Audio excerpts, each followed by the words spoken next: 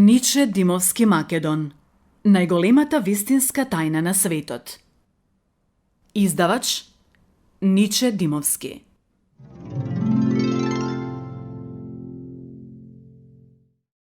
Декодирање на Светото писмо според принципите на нанодианетиката.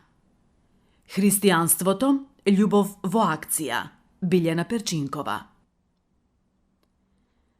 Според моето толкување, Светото писмо представува кодиран текст и ниту еден збор во него не е случајно запишан. Дури ако наидете на некој збор што навидум изгледа така, тоа е однапред добро смислено. Од психолошки аспект погледнато, Исус Христос проповедал вистинска наука и таа денес е позната како суштинска основа на психологијата. Се што е напишано во Светото писмо се темели на законот на природата и на вечната интелигенција. Тргнувајќи од оваа вистина, нагласувам дека Исус проповедал една вистинска наука за умот, за силата на мислата, на зборот преточена во библиската литература како жив збор што битно влијае врз формирањето на животот на луѓето и нивниот однос кон светот. Светото писмо, Библијата и сите книги во светот што се останати како записи на религиите, зборуваат за човекот и за она што е во него, односно неговите мисли. И по илјадници години се уште гори огнот запален од метафизичарите на сите религии. Тој жар се уште тлее во свеста на народите кои ја бараат вистината на еден универзален принцип.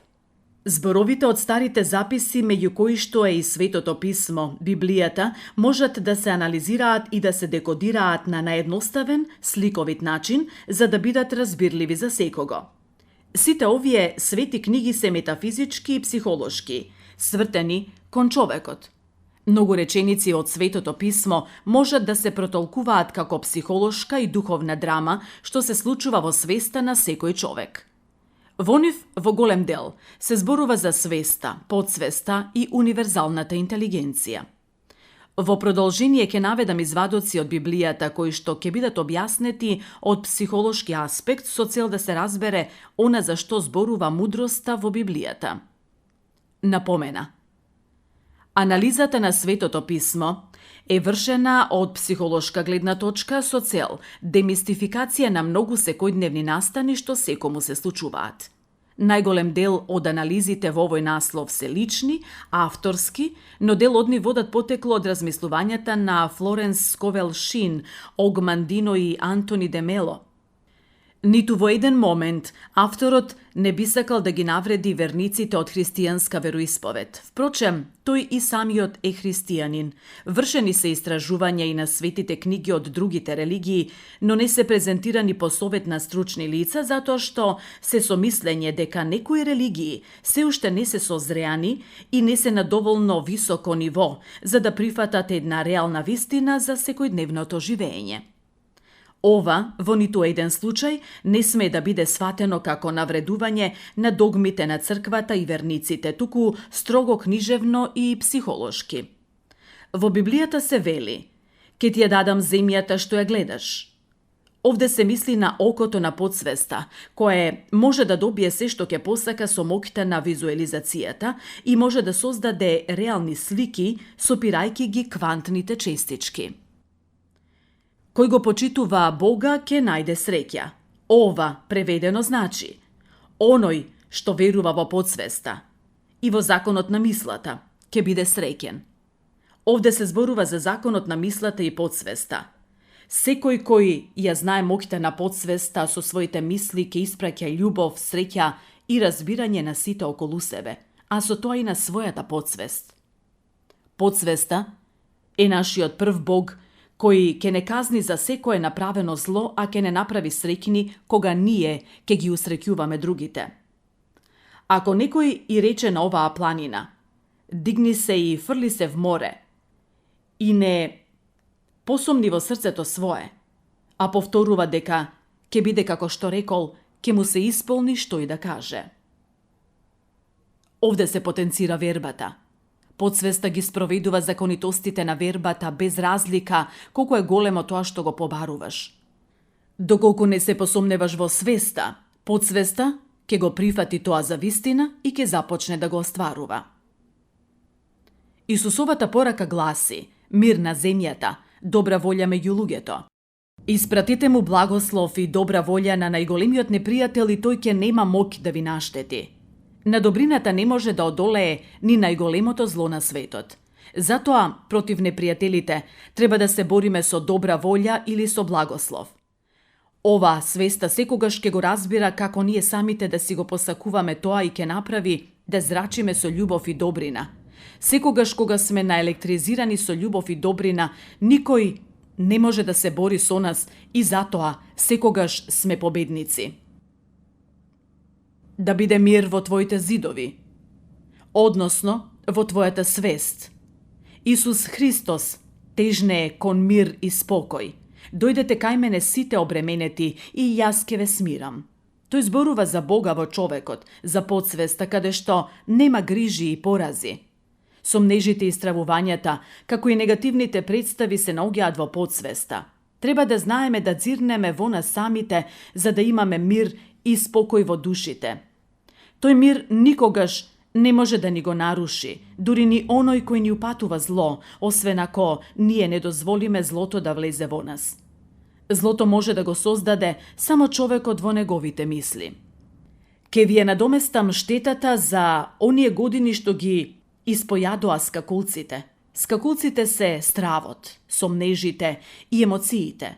Луѓето се полнат со стравови и сомнежи, тоа ги води кон неуспеси, несреќи и болести. Сите зла доаѓаат од мислите што се повикани од нас самите преку сомнежот. Она што ќе ни го испратат емоциите, а во што подсвеста ќе поверува, тоа и ќе ни се случи ако постои страв од него. Затоа се вели: зошто се плашиш, мал човеку? Бестрашниот ум, кој што е ослободен од окови, го привлекува доброто. Што и да посакате, тоа ќе се случи. Кога човекот се плаши од нешто, тој ќе го привлече истото и тоа ќе стане негова реалност. Оној пак, кој е ослободен од стравот, секогаш ќе го привлекува доброто. Стравот проследен со емоции веднаш ќе го наелектризира телото како магнет и ќе ги привлече сите можни зла. Пред да ме повикаш, јас сум ти одговорил. Овде станува збор за законот за привлечност кој што не познава време и простор. Тоа што го сакате, веќе го имате. Последица и причина. Подсвеста не знае за ограничување.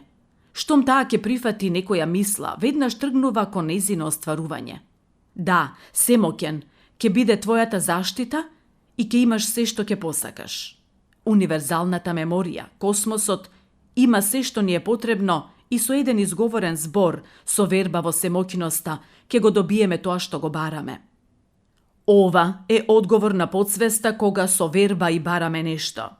Таа е наш дух и наш ангел чувар кој никогаш не поставува прашање за нашите желби, таа секогаш ги извршува. На планетава има толку многу богатства кои што и кога би се поделиле на сите подеднакво, секој би имал значително повеќе од тоа што во моментот го поседува. Твоите зборови ќе те избават и твоите зборови ќе те осудат.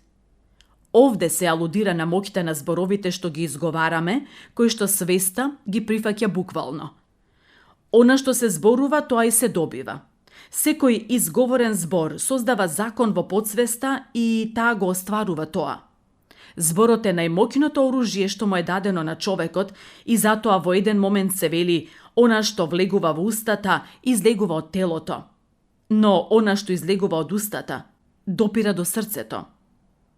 Никој не смее да си игра со најопасното оружје, зборот. Тој што ќе си поигра со зборот, ќе биде казнет од својата подсвест. Тој ја обнови мојата душа.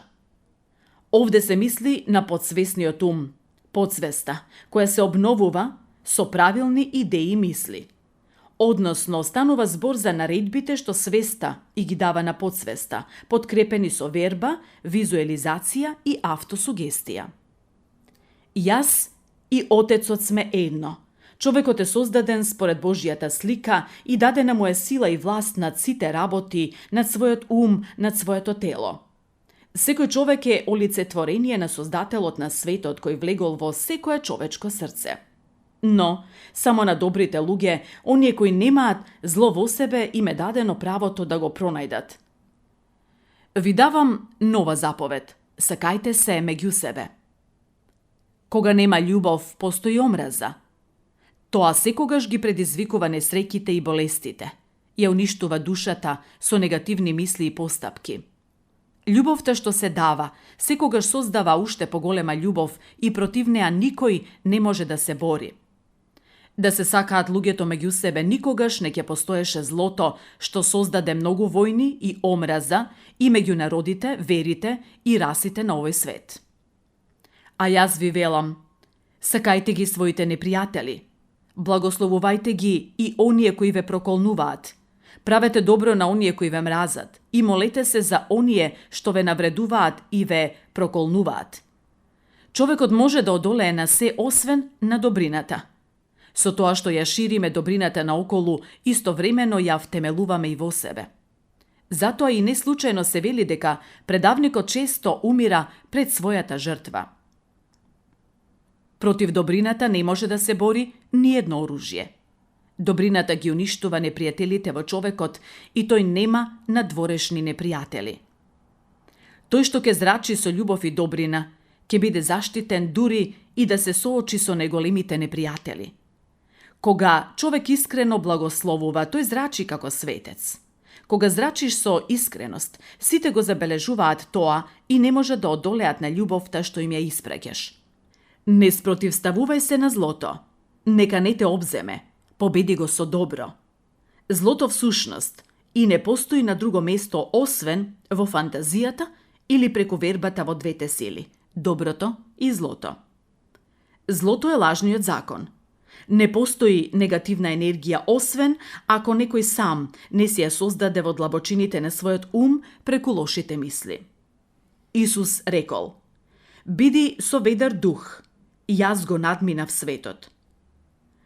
Ова е состојбата на духовност во умот кога духовниот човек има целосна контрола над своите мисли и зборови и не дозволува ниту едно зло што светот му го испраќа да завладее во неговиот ум.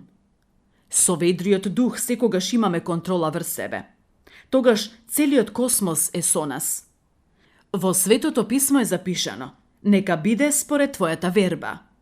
Вербата е таа што ја одржува нашата визија и таа преминува во дефинирање на планирањето се до остварувањето на секоја цел. Се што ќе побарате во молитва, со вера ќе добиете. Затоа ви велам, се што ќе побарате во молитвата своја, верувајте дека ќе го добиете и така ќе биде. Може да ги парафразираме светите списи и да речеме: кога се молиш за нешто, верувај дека тоа веќе го имаш.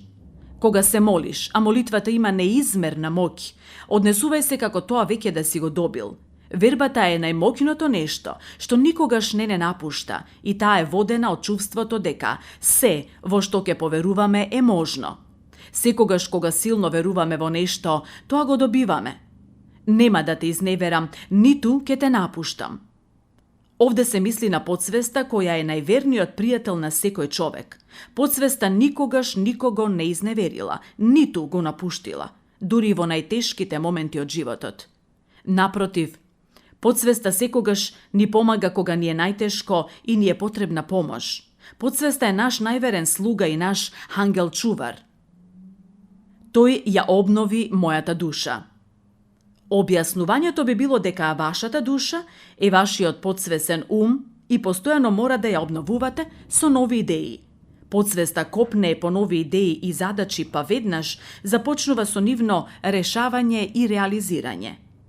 Гласот мој доаѓа до Бога и јас го повикувам. Гласот мој оди кон Бога и тој ќе ме послуша. И ќе се случи пред да повикаат, јас да се огласам. И додека зборуваат, ќе ги послушам.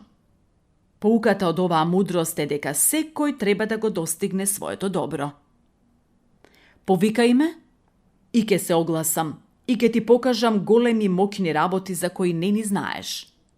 Подсвеста често веднаш дава решенија дури и пред да успеете да се помолите и да се заблагодарите за она што го барате.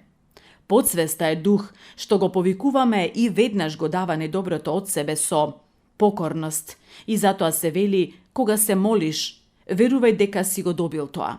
Може ли да биде искажано на појасен и по категоричен начин? Ако не се свртите и не станете како деца, нема да влезете во Царството Небесно. Децата секогаш искрено ги бараат своите играчки и со радост ги очекуваат. Нивната силна верба ги прави искрен и сигурен магнет за тоа што го сакаат. Само кога искрено веруваме во нешто, без сомнеж и страв, исчезнуваат сите граници што не ограничуваат.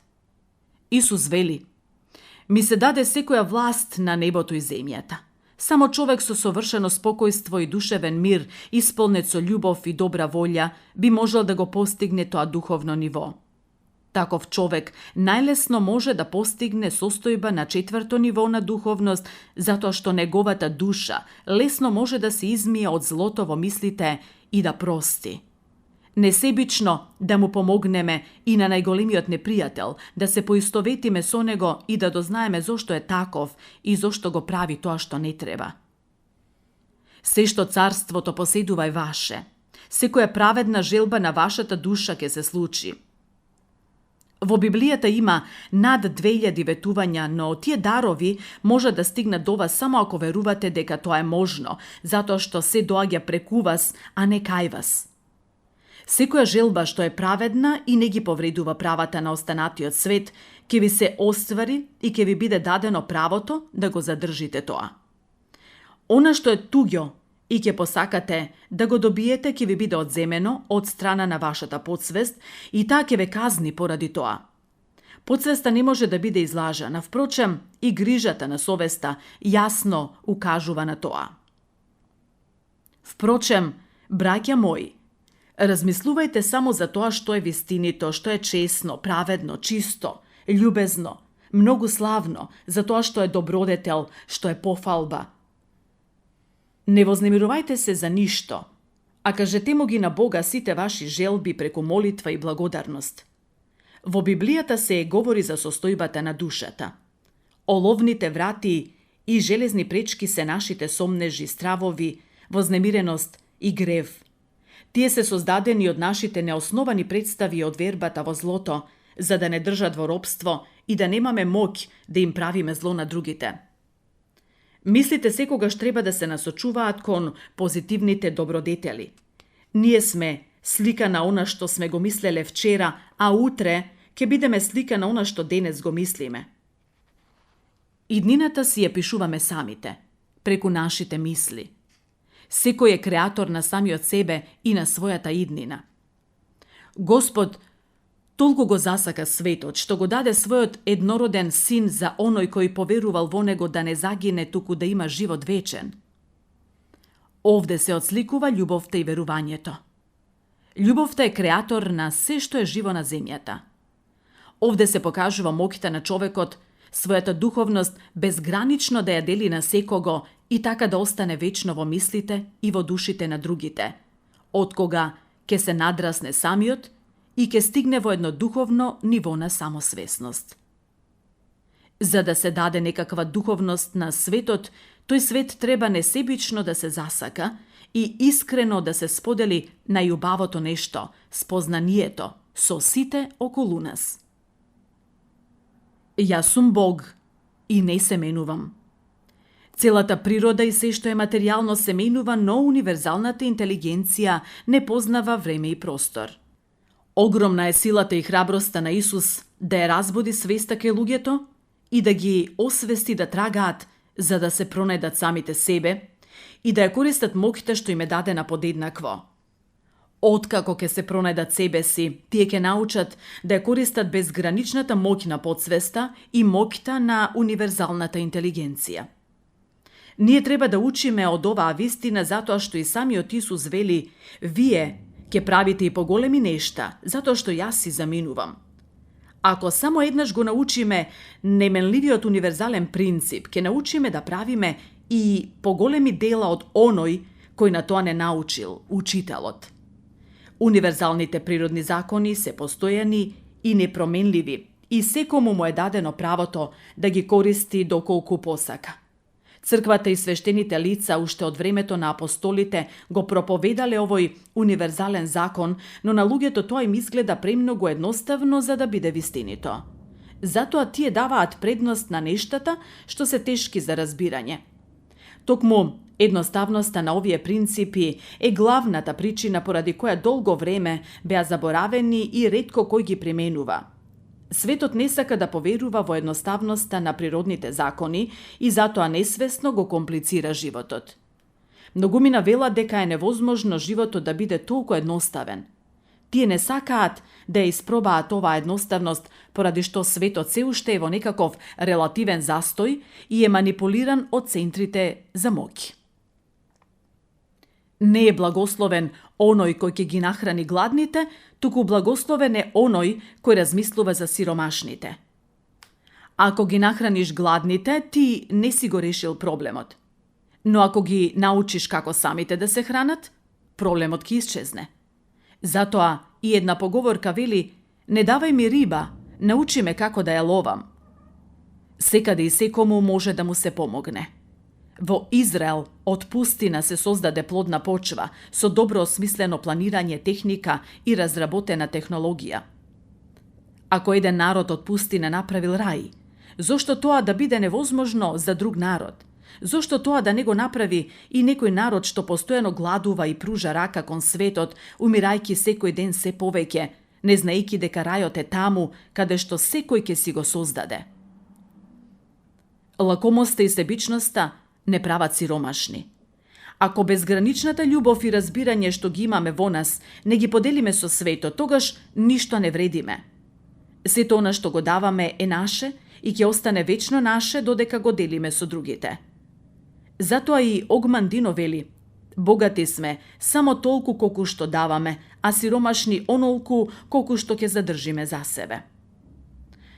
Тоа што не го даваме е нешто туѓо и останува во нас да не боли, пече, да не потсетува дека несебичната љубов само се дава, а не се зема. Секогаш безгранично давај љубов, за да ја добиеш во иста мера. Подари им љубов на своите најблиски и тие веднаш ќе ти возвратат без да знаат дека денес си го научил на едноставниот закон на природата. Најголемите зла во човештвото потекнуваат од несвесноста на единката, човек за самиот себе. Пред 2000 години Исус во најголемите маки распнат на крстот кажал: татко, прости им, оти не знаат што прават. Во тоа се согледува моќта на духовниот човек кој бара прошка за убиецот и тогаш кога умира со најголеми маки. Дури ни тогаш Исус не дозволил злото да навлезе во неговиот ум. Луѓето не биле свесни што прават, доколку биле свесни за фактот дека на крст го распнуваат нашиот учител и спасител. Тоа никогаш не би го направиле. И тогаш како и денес, самосвесноста кај луѓето била многу помала, за разлика од неосвестената маса. Најголем дел од луѓето се уште не се освестени и парадоксално е тоа што оние кои тогаш го распнуваа Исус Христос сега се представуваат како негови први поддржувачи. Затоа се вели: кога некој ќе сгреши, секогаш го прави тоа, маскирајќи го гревот со добро дело. Земете ги за пример грците. Тие ги распна апостолите Андреа и Лука на Пелопонез, а денес се прикажуваат како најголеми верници, сакајќи да го прикријат злото на нивните предци. Не сакајќи да ја признаат својата вина и да си простат за нивните гревови, тие ќе добијат уште поголема казна. Апостол Андреј бил распнат со рацете накосо и оваа символика ја превзема руската црква. Затоа во долниот дел на нивниот крст постои коса црта. Она што некој се прави дека го заборавил, подсвеста, колективната меморија и универзалната меморија не го забораваат, како што никогаш нема да се заборави злото што го направија предците на денешните грци. Нивните потомци денес управуваат со Вселенската патријаршија во Цариград и го чуваат гробот на Исус Христос во Ерусалим. Пазете се од лажните пророци кои доаѓаат во овча кожа, а одвнатре се волци грабливи. Кој е жеден, нека дојде кај мене и нека пие. Светото писмо е прст што ја покажува вистината. Во оваа мисла се употребени зборови, кои што ако не ги примениме ќе не одведат до вистината во нас самите. Исус говорел: ако сакате да бидете мои ученици, морате да ги замразите својот татко, својата мајка. Овие зборови на Христос предизвикуваат немир кај луѓето. Исус не сакал да каже дека треба да ги мразиме своите родители, туку да ги сакаме како сите човечки суштества. Таткото и мајката, за кои Исус зборува, се родителите кои ги носиме врежани во својот ум и кои не контролираат. Овде се зборува за записите што патуваат со генерации од поколение на поколение. Несвесно секое поколение ги предава лошите и добрите записи на новата генерација, односно од родител на дете, со мисла дека на тој начин им се прави најдобро на своите деца. Исус сакал да направи голема промена кај народните маси и затоа им велел: Царството Господово е тука и сега. Но потребна е голема волја да се заборават навиките и тие да се променат. Луѓето не сакаат да видат нешто поразлично од тоа што секогаш го гледале. Токму затоа Исус се соочил со многу препреки откако ја кажал добрата вест. На луѓето не им се допаѓа да слушаат добри работи кои би влијаеле на нивната промена. Тие сакаат да страдаат и да се почувствуваат бедно, да ги сожалуваат. Не им се допаѓа новата страна на добрата вест. Рајот е насекаде околу нас, но ние нема да го видиме и да го почувствуваме се додека не го откриеме во нас самите. Секој човек е богочовек кој живее во едно царство во кое се е возможно и доколку тој посака тоа да го види, ќе успее. Се додека не се разбуди и не стане свесен за самиот себе, се додека не заживее во сегашниот миг, човекот за навек ќе биде заслепен. Новиот завет е преполн со мисловни игри на зборот невозможно. Според Лука, невозможното за луѓето возможно е за Бога. Секој кој верува во Богочовекот и во неговата моќ, тој го носи во себе и таа верба ќе го направи моќен. Овде се отсликува подсвеста за која се е возможно, исто како што и за универзалната интелигенција се е остварливо. Анализата на Новиот Завет покажува дека зборот невозможно треба да се употребува како позитивен принцип, заменувајќи го со зборот возможно и користејќи го реално остварливото. Затоа исфрлете го зборот невозможно од вашиот речник. Верувајте, се е можно кога силно се верува во нешто. Во Новиот Завет, во првото соборно послание на свети апостол Јован Богослов се вели: и ова е победата што го победи светот, вербата наша. Вербата е најмоќната сила во човекот, а кога е придружувана од искреноста, ништо не може да ја победи. Кога верувате во себе, тоа е верба во подсвеста, универзалната интелигенција и во Бога. Тогаш сте способни да постигнете речиси се што сте замислиле со помош на подсвеста. Овој ден го создаде Господ, да се радуваме и да се веселиме во него. Секој човек ќе го помисли ова дента кога ќе ја открие својата моќ. Длабоката верба во себе е најмоќниот дел од човекот. Вербата е толку моќна што инсистира да се има доверба во неа, апсолутна доверба. Во посланието на свети апостол Павле до римјаните во Новиот Завет се вели: ако е Бог со нас, кој ќе е против нас? Не постојат неостварливи работи доколку искрено верувате дека се возможни. Во Светото писмо пишува: она од што се ужаснував, тоа ме снајде. Станува збор за стравот кој ќе ја превземе контролата врз нашиот мозок ако му дозволиме. Исто така на нашата лента на меморија ќе запишува мисли на страв од болести, неволји, несреќи, порази и така натаму. Тој страв ќе се претвори во наш Господар и сето она од што се плашиме, тоа ќе ни се случи. На крајот, стравот секогаш не води во неговото живеалиште пеколот. Бидејќи секој кој има, ќе му се придаде и ќе му претекува, а оној кој нема и тоа што го има ќе му се земе. Ова може да се парафразира вака: оној кој има позитивни мисли ќе биде уште поуспешен за разлика од оној кој има негативни мисли. Секој кој мисли на зло и на лоши работи, ќе го изгуби и она што го има затоа што така си е програмирал својата подсвест. Исус рекол: "Зошто се плашите, вие маловерници?" Стравот е верба во зло. Тој секогаш треба да се замени во љубов со помош на вербата. И рекол: "Не спротивставувајте се на злото." Ова било речено токму поради тоа што тој знаел дека злото постои само во нашите глави. Од сите живи суштества, само во човекот може да се создаде зло со негативна енергија, и покрај тоа што веќе утврдивме дека негативна енергија не постои. Само човекот е способен да го создаде злото преку мислите. Кога веќе си свесен за ова, не спротивставувај му се на злото и не подхранувај го со уште поголемо зло. Злото се храни со зло, и ако му пратиш љубов, тоа ќе исчезне како никогаш да не се случило. Исус кажал дека за секој празен збор што ќе го изговорат луѓето, тие ќе одговараат на судниот ден. Според нивните зборови, тие ќе бидат оправдани и осудени. Тука е прикажана моќта на зборовите и силата на нивното повратно дејство. Огромна е моќта на зборот и затоа користете го убавиот збор за да ви се случуваат само пријатни настани. Според Исаија, "Мојот збор нема да ми се врати празен, туку ќе го постигне она за што е пратен." Секој изговорен збор е запаметен од страна на подсвеста и таа го остварува токму она што сме го кажале.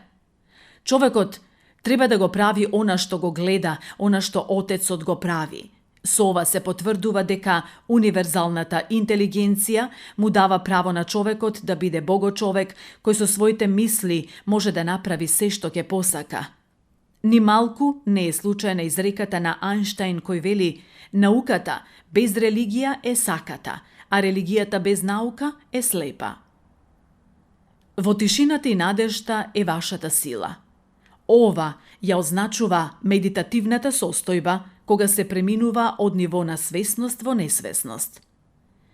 Бидејќи, ако им ги простите на луѓето гревовите нивни, и вам ќе ви ги прости вашиот Отец небесен. Ако пак не им ги простите гревовите на луѓето, и вашиот Отец нема да ви ги прости вашите.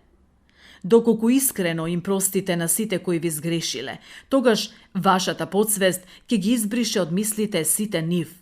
Многумина во своите животи живеат со непријатните случки што им се направени од некого, на тој начин посветувајќи им голем дел од своето време. Така ќе биде се додека не им простат и не ги избришат од својата меморија. Зашто, каде што е богатството ваше, таму ќе биде и срцето ваше. Секој се врзува за она што го има и што му е познато. Тој постојано ќе биде таму со мислите и срцето поради стравот да не го изгуби саканото. Никој не може да им слугува на двајца господариот и или едниот ќе го замрази, а другиот засака, или кон едниот ќе се приврзе, а другиот ќе го презре. Не можете да им служите на Бога и мамона. Овде се говори за доброто и злото, кои произлегуваат во зависност од мислите.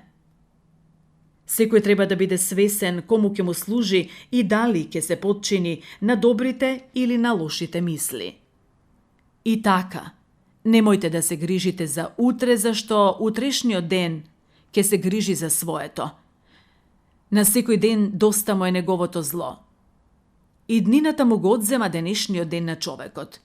Оптоварувањето со злото, кое можеби никогаш нема да дојде, е премногу за секого, но и покрај тоа, многумина живеат секојдневно со тоа бреме.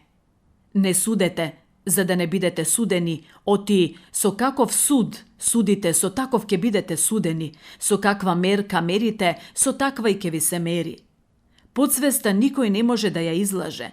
Секој сам се програмира со своите мисли. Сето она што го мислите и им го правите на другите, ќе ви се случи во иста мера. Затоа мора да внимавате како се однесувате со луѓето. Никогаш не правете го она што не сакате вам да ви се случи. Се што сакате да ви прават луѓето, правете им го вие. Оти, тоа се законот и пророците. Секој човек многу лесно се програмира самиот токму со сето она што го мисли и прави. Сето она што им го правите на другите, започнуваат и тие да ви го прават вам. Луѓето неретко се изненадени од тоа како оние што се наоѓаат во нивниот круг започнуваат свесно или несвесно да се однесуваат како и тие. Тоа се случува затоа што луѓето кои имаат слични особини секогаш се привлекуваат. Сакајте и ќе ви се даде, барајте и ќе најдете, чукајте и ќе ви се отвори. Зашто секој што сака добива, а кој бара наоѓа и на оној што чука ќе му се отвори.